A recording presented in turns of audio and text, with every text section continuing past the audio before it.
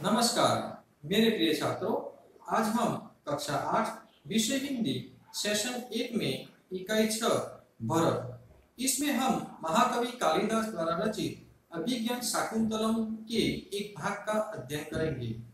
कक्षा 8 विषय हिंदी विषयांक 6 भरत साहित्य प्रकार एकांकी। लेखक परिचय राजा लक्ष्मण सिंह, जिनका जन्म 1926 में आगरा में हुआ। आइए बच्चों, अब मैं आपको इस एकांकी के पात्रों का परिचय करवाता हूँ। पात्र परिचय: राजा दुष्यंत और शकुंतला। उनका पुत्र है बालक भरत, जिसका नाम ऋषियों ने सर्वदमन रखा है। तपस्विनी पहली, जिसका नाम सुव्रता है, और तपस्विनी दूसरी। बच्चों, आज हम जिस एकांकी का अध्ययन करने जा रहे हैं वह भारत के महान संस्कृत कवि श्री महाकवि कालिदास द्वारा रचित अभिज्ञान शाकुंतलम एक प्रसिद्ध नाटक है। उसका एक भाग, एक अध्याय हम आज यहाँ पढ़ेंगे। इस एकांकी का अध्ययन करने से पहले पात्रों की विस्तृत जानकारी एवं नाटक का विषय वस्तु एवं कहानी जानना बहुत आवश्यक है। एक बार राजा दुष्यंत शिकार करने वन में गए। वहां कण्व ऋषि का आश्रम था। उनके दर्शन करने वे वहां गए। पुकारने पर एक कन्या आश्रम से निकलकर बाहर आई। कन्या ने दुष्यंत का स्वागत किया। उस कन्या ने अपना नाम शकुंतला बताया।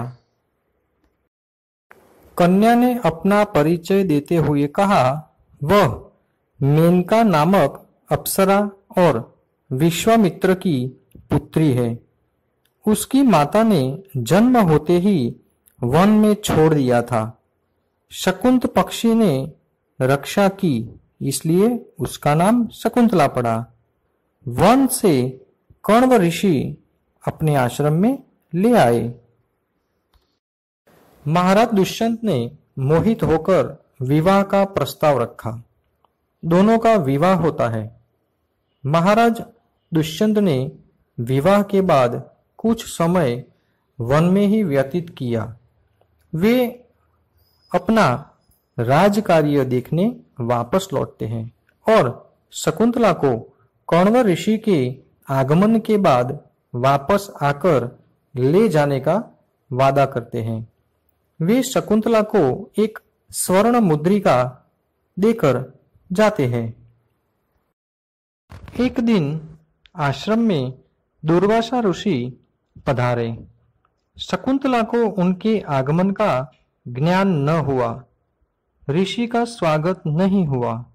उन्होंने क्रोधित होकर शाप दे दिया कि जिसके ध्यान में लीन होकर तूने मेरा निरादर किया है वह तुझे भूल जाएगा। इस प्रकार दुष्यंत शकुंतला को भूल जाते हैं। ऋषि से प्रार्थना करने पर दुर्वासा ने उपाय बताया कि अगर उसके पास कोई चिन्ह होगा तो राजा दुष्यंत पहचान जाएंगे। कण्व ऋषि ने शकुंतला को दुष्यंत के पास भिजवा दिया, पर दुष्यंत ने विस्मृत होने के कारण उसे आरोप लगाकर वापस भेज दिया। वह आश्रम वापस लौटती है। एक दिन महाराज फिर से वन में शिकार करने गए और फिर से कण्व ऋषि के आश्रम में आते हैं।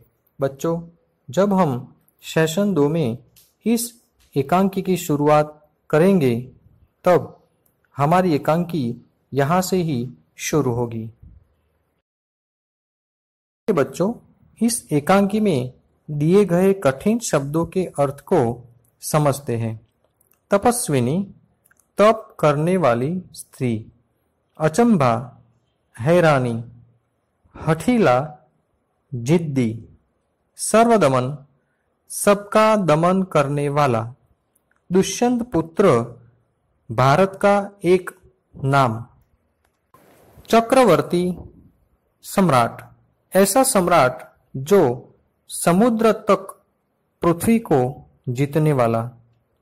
तुतले वचन, अटपटे शब्द। डीठ, जिद्दी, आचरण, व्यवहार। बड़भागी, बड़े भाग्य वाला। कुल, वंश। वृद्धावस्था, बुढ़ापा। ये बच्चों मुहावरों का अध्ययन करते हैं। बात पर कान नहीं धरना, अनसुना करना, धोखा खा जाना, सच्ची बात को न समझ पाना, मूर्ख बनना। बच्चों आज हम व्याकरण के अध्ययन में विशेषण का अध्ययन करेंगे। विशेषण की परिभाषा। संज्ञा अथवा सर्वनाम शब्दों की विशेषता, गुण, दोष, संख्या, परिमाण आदि बताने वाले शब्द विशेषण कहलाते हैं। जैसे बड़ा, काला, लंबा, दयालु, भारी, सुंदर, कायर, टेढ़ा मेढ़ा, एक, दो आदि। विशेषण के भेद। यहाँ मुख्य विशेषण के 4 भेद दिखाए गए हैं। 1. गुणवाचक, 2. संख्यावाचक, 3. परिमाणवाचक, 4. सार्वनामिक। आइए विशेषण के प्रकारों को परिभाषा एवं उदाहरण से समझते हैं। 1. गुणवाचक विशेषण। जिस शब्द से संज्ञा या सर्वनाम के गुण, रूप, रंग आदि का बोध होता है उसे गुणवाचक विशेषण कहते हैं। जैसे बगीचे में सुंदर फूल है, धर्मपुर स्वच्छ नगर है। संख्यावाचक विशेषण। जिस विशेषण से संज्ञा या सर्वनाम की संख्या का बोध होता है उसे संख्यावाचक विशेषण कहते हैं।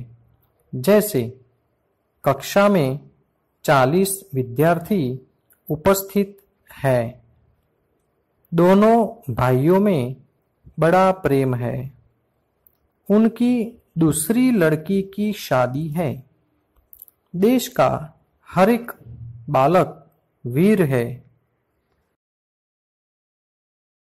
परिमाणवाचक विशेषण।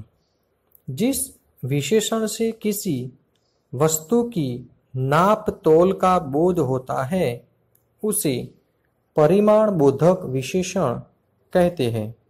जैसे मुझे 2 मीटर कपड़ा दो, उसे 1 किलो चीनी चाहिए, बीमार को थोड़ा पानी देना चाहिए। यहाँ 2 मीटर, 1 किलो और थोड़ा ये परिमाणवाचक विशेषण है। सार्वनामिक विशेषण। जब कोई सर्वनाम शब्द संज्ञा शब्द से पहले आए तथा वह विशेषण शब्द की तरह संज्ञा की विशेषता बताए उसे सार्वनामिक विशेषण कहते हैं। जैसे वह आदमी व्यवहार से कुशल है, कौन छात्र मेरा काम करेगा। उपर्युक्त वाक्यों में वह और कौन सार्वनामिक विशेषण है। बच्चों व्याकरण में विशेषण का अध्ययन यहाँ पूर्ण होता है। आप सभी इसका बार बार अभ्यास जरूर करें। प्रिय छात्रों, सेशन 1 में हमने इस एकांकी के पूर्व की कहानी का अध्ययन किया। जिसे सुने बिना इस एकांकी को समझना कठिन है। इसलिए इसका 2 बार अध्ययन अवश्य करें। हमने व्याकरण में विशेषण का भी अध्ययन किया। आप सभी इसे अपने हिंदी की कॉपी में लिखकर अभ्यास जरूर करें। धन्यवाद।